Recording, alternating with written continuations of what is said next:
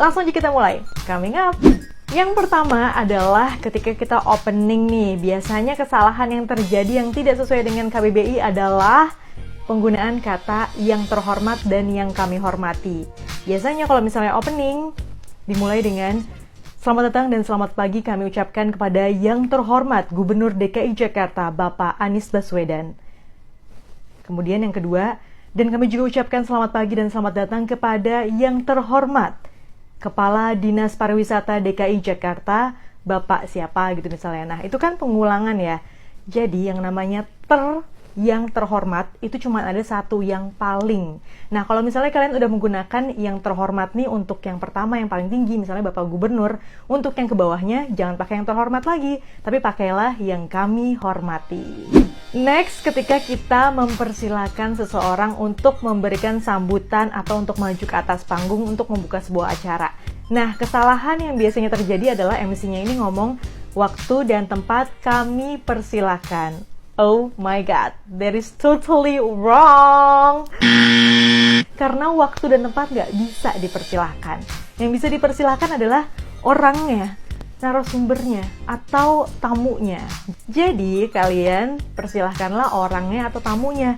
Jangan waktu dan tempat. Langsung aja misalnya, kami persilahkan kepada Bapak Anies Baswedan untuk maju ke atas panggung. Alright? Selanjutnya ke kata persilahkan atau silakan. Ini kita bedah ya, karena ini sudah menjadi kontroversial. Karena misalnya aku lagi nge-MC nih, kadang-kadang aku bilang kepada Bapak Anies Baswedan dipersilahkan. Nah, itu suka ada yang menyalahkan. Mai, harusnya bukan dipersilahkan, tapi disilahkan. Jadi nggak pakai per gitu. Nah, aku jadi curious kan, sebenarnya yang sesuai dengan KBBI itu seperti apa sih, ya kan? Kita bedah dulu, ini dari pronunciation-nya. Jangan pakai H, itu yang paling penting. Jadi, silakan, persilakan, jangan pakai H, itu dari pronunciation-nya. Nah, kalau dari katanya, kalau kita cek ke Kamus Besar Bahasa Indonesia, ternyata kata yang tersedia adalah silakan.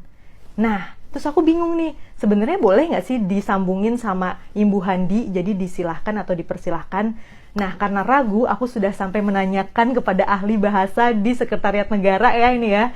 Nah, ternyata kalau bisa kata-kata tersebut itu jangan diberi imbuhan di. Jadi langsung saja persilakan atau silakan. Kedua kata itu benar ya. Jadi langsung aja misalnya kepada Gubernur DKI Jakarta Bapak Anies Baswedan kami persilakan. Oke, moving on ke kata sesuai dengan KBBI selanjutnya. Ini sebenarnya bukan ejaan atau pakai imbuhan atau gimana ya.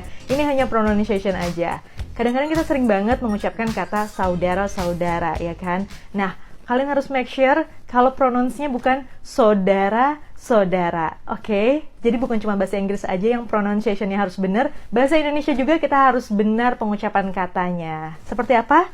Coba ulangi lagi. Saudara-saudara. Saudara-saudara. Saudara, bukan saudara, oke? Nah, selanjutnya, biasanya kalau misalnya agendanya mau berganti nih, si Master of Ceremony ini suka bilang untuk mempersingkat waktu langsung saja gitu kan lah.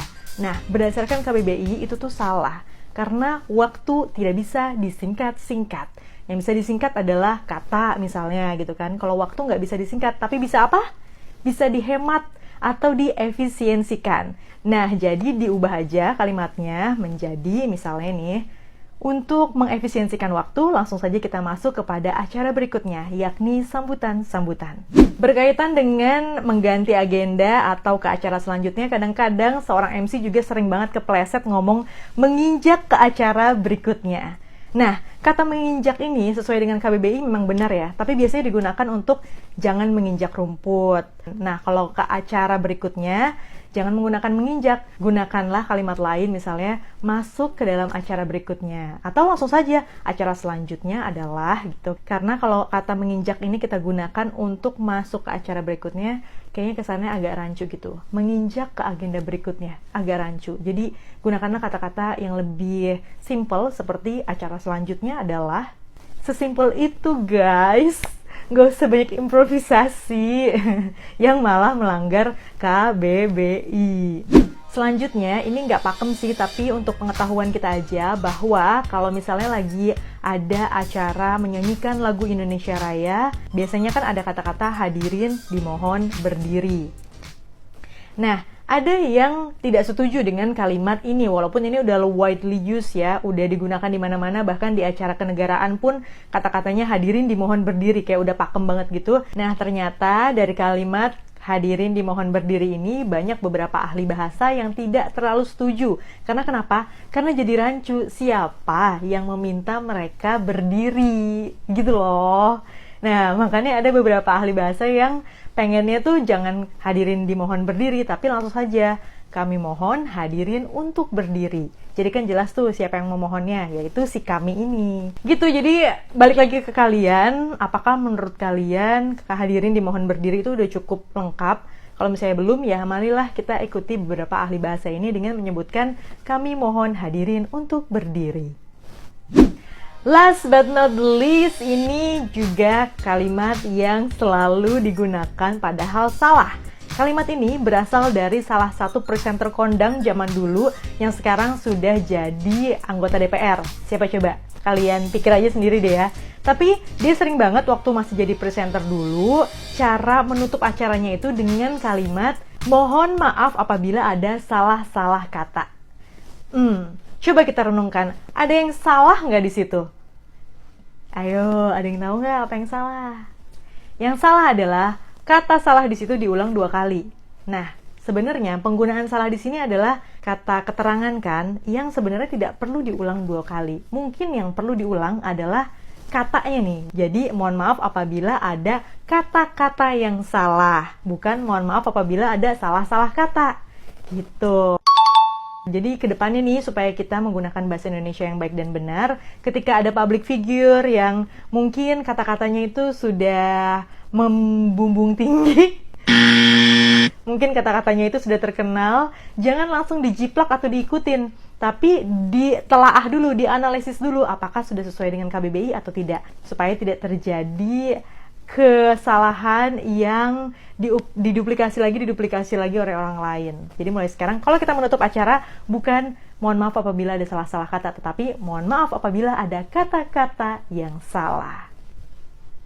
Alright guys, itu dulu pembahasan kita mengenai kata-kata yang sering kali salah digunakan oleh seorang Master of Ceremony yang tidak sesuai dengan KBBI.